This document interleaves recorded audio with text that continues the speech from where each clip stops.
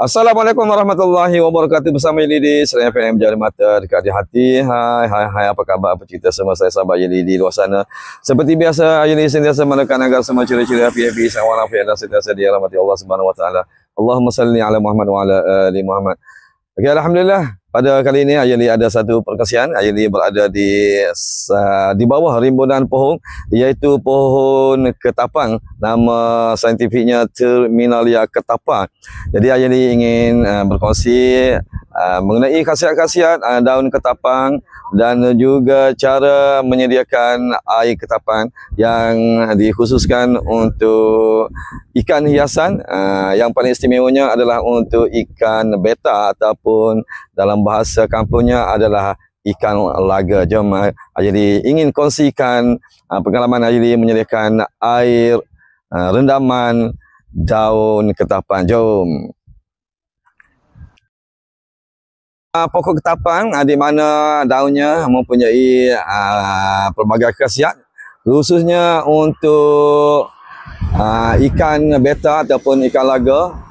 Antara khasiatnya adalah untuk kesihatan, untuk air, mengurangkan pH di dalam kandungan air, serta merawat luka-luka dan juga mencantikkan warna ikan beta ataupun ikan laga. Jadi seterusnya jadi akan kongsikan cara menyediakan air rendaman untuk ikan beta ataupun ikan laga. Okey, pertama kalinya kita mesti mengambil terlebih dahulu daun ketapang ataupun daun yang sudah pun kering, yang luruh di bawah pokok ketapang. Ini antara daun kering yang telah luruh. Kalau kita mengambil daun yang masih lagi segar, memerlukan pengeringan beberapa hari, memastikan untuk dikeringkan terlebih dahulu kerana getah yang ada pada daun ketapang ini tidak sesuai untuk air rendaman pokok ketapang. Jadi untuk yang menggunakan daun yang masih lagi hijau, memerlukan beberapa hari pengeringan. Jadi yang lebih senang adalah mengambil daun yang telah pun gugur akibat kekeringan.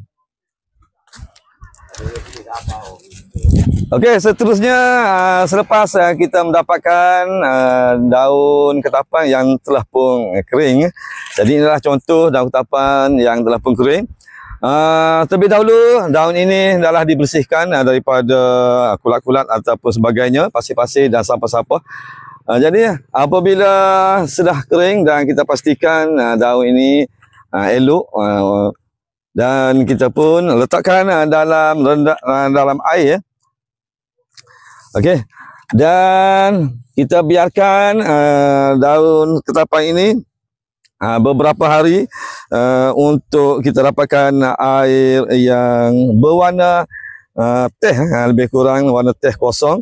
Mungkin dalam sehari ataupun 2 hari, maka air itu pun kita dapatlah gunakan untuk dimasukkan ke dalam akuarium ataupun bekas bagi ikan laga ataupun ikan beta.